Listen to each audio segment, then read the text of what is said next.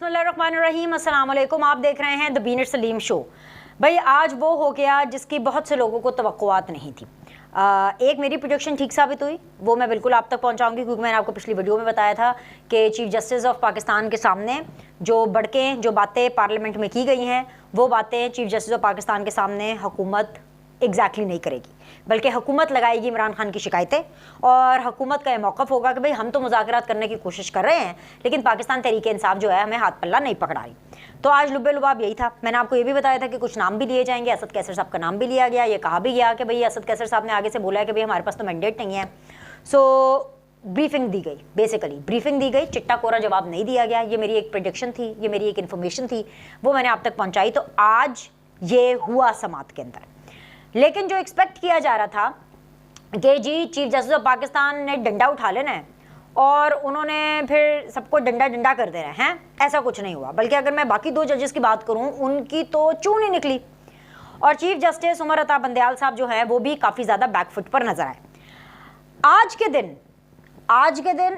दिन मैं इसको रिपीट कर रही हूँ, आज के दिन के लिए सियासतदानों की और पार्लियामेंटेरियन की जीत हुई, क्योंकि ये लड़ाई parliament versus chief justice of Pakistan है। तो आज का दिन पार्लियामेंट के लिए फतह का दिन था, पार्लियामेंट का दिन था। कल क्या होता है या अगली समात में क्या होता है वो अगली समात पे डिसाइड करेंगे, बिकॉज ये हर दिन इस गेम के जो रूल्स हैं वो चेंज हो रहे हैं, हर दिन स्ट्रैटेजी चेंज हो रही है। चीफ जस्टिस उमर अता बंदयाल साहब बैकफुट पर हैं, वो क्यों है उसकी मैं आपको रीजन बताती हूँ। ये चीफ जस्टिस उमर अता बंदयाल साहब की स्ट्रैटेजी है, क्योंकि इस 27 अप्रैल की समात से पहले ऑडियो लीक्स हो गई। जो रास्ता कानूनी तौर पर तौहीन अदालत की तरफ जाना था और जिस तरफ इन सारों को लेकर के जाना था उस वाली बात को लेकर के, क्योंकि बात एक्सपोज हो गई, the cat was out of the bag. कहीं ना कहीं जो है मदर इन लॉ का भी जिक्र हो रहा था, कहीं ना कहीं जो है जो जुडिशरी के अंदर जो पीटीआई की सपोर्ट है उसका जिक्र भी हो रहा था। तो उस चीज़ को लेकर के चीफ जस्टिस उमर अता बंदयाल साहब ने एक लो प्रोफाइल स्ट्रैटेजी रखी। ऐसा नहीं है कि जी वो कुछ करेंगे नहीं।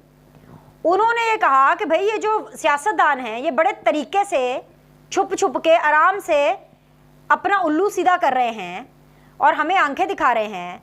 तो चीफ जस्टिस उमर अता बंदयाल साहब ने भी अपनी ये स्ट्रैटेजी चेंज की और अब जो उनकी स्ट्रैटेजी है वो ये है कि जो वो करने जा रहे हैं उसके बारे में उन्होंने किसी को भनक भी नहीं लगने देनी। तो इसलिए आज पीटीआई के लोगों की बात ज़्यादा सुनी नहीं गई, बल्कि उनकी जो भी लॉजिक्स थे उनको अदालत ने ये कहा कि भाई ये तो सियासी बातें आप कर रहे हैं, और ज़्यादा फोकस मुज़ाकरात की तरफ रखा। और इसलिए मुज़ाकरात की तरफ रखा क्योंकि मुज़ाकरात पाकिस्तान के दो बड़ों को चाहिए। वो कौन है दो बड़े? एक एस्टैब्लिशमेंट और एक जुडिशरी, क्योंकि कहीं ना कहीं मुज़ाकरात के ज़रिए ही बात आगे बढ़नी है।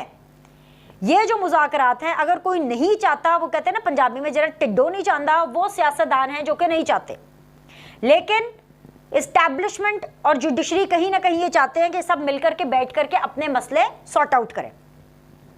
अब उसका बाकायदा तौर पर आगाज हो चुका है, लेकिन आज ये मैसेज दिया गया चीफ जस्टिस को और पूरी की पूरी सुप्रीम कोर्ट को कि सियासतदान अब सयाने हो चुके हैं। अगर ये सियासतदान, या अगर मैं ये कहूँ कि नून लीग, या अगर उससे भी ज़्यादा अगर नैरो डाउन करके मैं बोलूँ कि अगर शहबाज सरकार अकेली होती तो मैं आपको ये कह सकती थी कि वो ज़रूर पतली गली लेने की कोशिश करती और पतली गली से निकल जाती। क्या पता अभी तक कोई फंड्स के बारे में बात हो जाती, या कहीं ना कहीं इस बात पे आमादगी, खाली अगर नून लीग होती, अगर खाली शहबाज सरकार होती तो वो ये मान जाती कि चलो ठीक है जी कोई हम रास्ता निकाल लेते हैं इंतखाबात का। लेकिन ये बिलावल भुट्टो जरदारी हैं और ये पाकिस्तान पीपल्स पार्टी की काविश है कि उन्होंने शहबाज सरकार को उनके मौक़िफ़ के ऊपर डटे रहने की हिम्मत दी। जो सियासतदान हैं जो कि बड़े सयाने हो गए हैं, वो इसलिए सयाने हो गए हैं क्योंकि बिलावल भुट्टो ने ये चीज़ भांप ली थी कि पिछली समात के अंदर जो चीफ जस्टिस उमर अता बंदयाल साहब ने एक याद दहानी कराई, या फिर आप उसे कहें कि चीफ जस्टिस उमर अता बंदयाल साहब ने जो गुज़श्ता समात के अंदर एक सवाल उठाया उसने शहबाज सरकार को हिला कर रख दिया और बिलावल भुट्टो का भी माथा ठनका। और वो सवाल ये था कि चीफ जस्टिस ने पिछली समात में कहा था कि भाई अगर हुकूमत अपना मनी बिल ही जो है वो मंजूर नहीं करा पा रही, उसी को एक्सेप्ट नहीं करा पा रही है, तो इसका मतलब है कि जो हुकूमत है उसकी अक्सरियत नहीं है और चीफ एग्जीक्यूटिव को ऑल द टाइम यानी प्राइम मिनिस्टर को ऑल द टाइम अक्सरियत में होना चाहिए। ये वो एक लीगल पहलू था जिसकी तरफ आगे बढ़ सकते थे पीटीआई के लोगों में से, आगे इस हवाले से कानूनी तौर पर चीज़ को लेके जाया जा सकता था। चीफ जस्टिस उमर अता बंदयाल साहब ऑलरेडी इसका इशारा कर चुके थे, इस चीज़ को आगे मजीद च्युइंगम की तरह खींचा जा सकता था, रबड़ की तरह खींचा जा सकता था, लेकिन बिलावल भुट्टो ने इस चीज़ को भांपा और उन्होंने 2 रोज पहले जो एक मुलाकात की उसके अंदर उन्होंने प्राइम मिनिस्टर को बोला कि आप एतमाद का वोट ले और टेंशन नहीं लेनी है आपने, आप एतमाद का वोट ले। लेकिन आपको पता है कि इस चीज़ को सीक्रेट रखा गया क्योंकि बहुत से नून लीग के लोग, बल्कि बहुत से, मैं क्या बात करूं, जो वजीर इतलात हैं नून लीग की, जो मरियम औरंगजेब साहिबा हैं, उन्होंने लिटरली ऑफिशियली इसकी तरदीद की जब ये खबर आई, जब ये खबर लीक आउट हो गई कि भाई शहबाज शरीफ साहब एतमाद का वोट लेंगे, तो उन्होंने इस चीज़ की तरदीद की कि ऐसी कोई बात नहीं है। और इससे नून लीग के जो अपने बेंचेस थे उनमें कहीं ना कहीं मिस इन्फॉर्मेशन भी फैली, क्योंकि आधे लोग कह रहे थे कि लेंगे, आधे लोग कह रहे थे नहीं लेंगे। लेकिन हुकूमत ने इतनी सयानी हो गई कि उसने ये चाल क्लोज टू द चेस्ट रखी, अपने दिल के करीब रखी, और आज वो चाल उन्होंने चली। और वो चाल चलने के बाद सुप्रीम कोर्ट को, चीफ जस्टिस ऑफ पाकिस्तान को एक करारा मैसेज गया कि भाई हम आपको बताते हैं कि पार्लियामेंट सुप्रीम है और हम आपको बताते हैं कि पार्लियामेंट सुप्रीम क्यों है। और वो इसलिए पार्लियामेंट सुप्रीम है क्योंकि जो चीफ जस्टिस ऑफ पाकिस्तान ने पिछली समात के ऊपर जो चैलेंज दिया था उसका जवाब पार्लियामेंट ने हम आवाज होकर के दिया। बिलावल भुट्टो जरदारी उठे, उन्होंने नारा लगाया जैसे वो माजी में भी शहबाज शरीफ साहब का साथ देते आए, क्योंकि बिलावल भुट्टो जरदारी और आसिफ अली जरदारी की एक कमिटमेंट थी कि जी हमारा वजीर आजम शहबाज शरीफ होगा। और क्योंकि शहबाज शरीफ की जो वजारत उज़्मा है वो आसिफ अली जरदारी और बिलावल भुट्टो की चॉइस थी, तो इसीलिए वो इस वजारत उज़्मा को ना सिर्फ ओन कर रहे हैं बल्कि लगातार बैक करते चले आ रहे हैं। और इसीलिए बिलावल ने आज फिर सपोर्ट किया और उनको पतली गली से निकलने नहीं दिया और उन्होंने उनको डायरेक्टली बोला कि भाई कदम बढ़ाएं शहबाज शरीफ साहब, हम आपके साथ हैं। और प्राइम मिनिस्टर पर एतमाद की जो तहरीक है वो पेश की बिलावल भुट्टो जरदारी ने खुद। और मोजज़ा हुआ भाई, मोजज़ा क्या हुआ कि वो वजीर आजम शहबाज शरीफ, जिनको 1 साल पहले जब वो वजीर आजम बने थे तो 174 विच मीन्स 174 वोट्स पड़े थे, तबाहकुन गवर्नेंस और परफॉर्मेंस के बाद उनको आज 180 वोट पड़े एतमाद के। मतलब उनका तो वोट अकाउंट बढ़ गया, 174 के बजाय 180 पे वो चले गए। और जो चैलेंज था चीफ जस्टिस उमर अता बंदयाल साहब का कि जी क्या कह रहे थे आप, क्या कह रहे थे जी चीफ जस्टिस उमर अता बंदयाल साहब, जिनको अपना काम ठीक से नहीं आता, क्या कह रहे थे कि जी जो वजीर आजम हैं उनके ऊपर उन्होंने उंगली उठाई, वजारत उज़्मा के ऊपर उन्होंने उंगली उठाई कि भाई ये तो सही नहीं है, आप वजीर आजम कैसे हो सकते हैं, या द पॉइंट इज के आपको अक्सरियत में हमेशा होना चाहिए। तो उसका जवाब शहबाज शरीफ साहब ने दिया कि जी सिर्फ उनको हक है और वो अब इस टाइम पर लेजिटिमेट प्राइम मिनिस्टर हैं। अब इससे ये जो आईनी और ये जो कानूनी जवाब से कहीं ज़्यादा ये एक सियासी जवाब था और ये देना बहुत ज़रूरी था क्योंकि वक्त का तकाजा था और ये जवाब दिया गया। तो आज का दिन पार्लियामेंट की जीत है।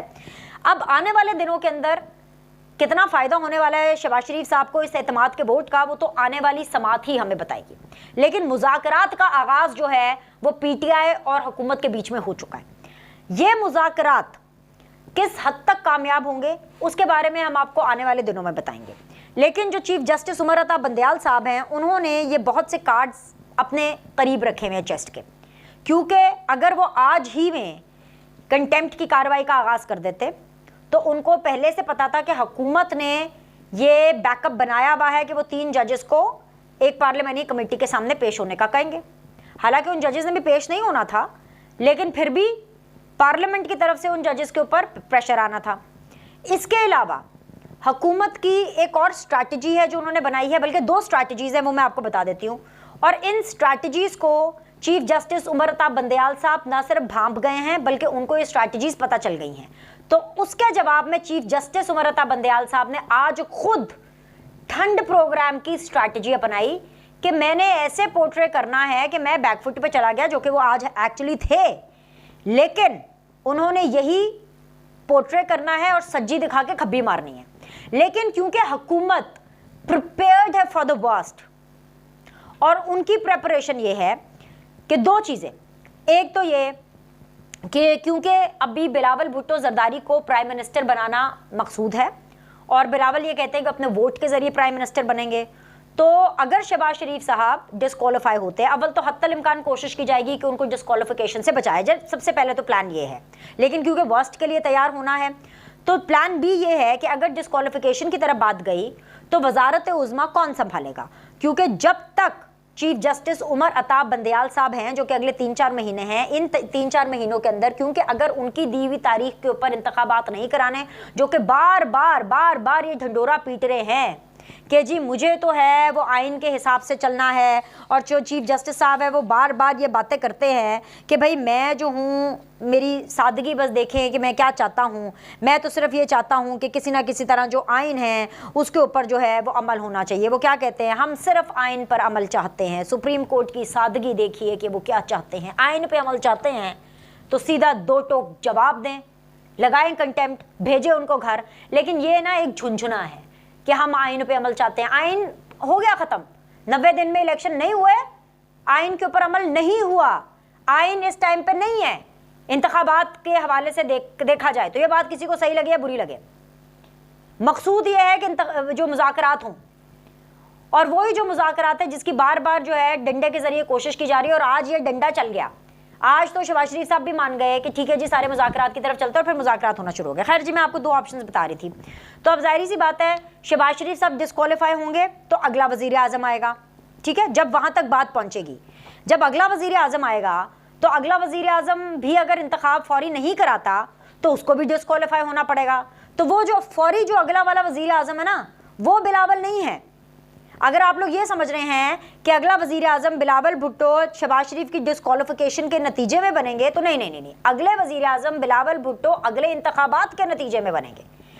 अगर अभी बात जब चल निकलेगी तौहीन अदालत के लाइन के ऊपर, उस डगर के ऊपर, तो शहबाज शरीफ साहब डिस्क्वालीफाई होंगे क्योंकि वो इंतखाब नहीं करा रहे होंगे।